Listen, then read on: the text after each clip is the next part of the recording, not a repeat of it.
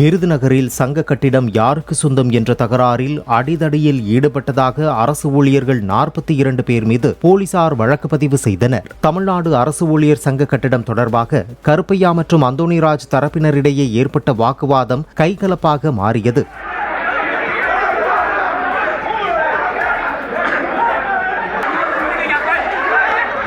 இதனையடுத்து வருவாய் மற்றும் காவல்துறையினர் இணைந்து சங்க அலுவலகத்தை பூட்டி சீல் வைத்தனர். முன்னதாக விருதுநகர் வட்டாட்சியர் அலுவலகத்தில் நடைபெற்ற அமைதி பேச்சுவார்த்தை தோல்வியில் முடிவடைந்தது.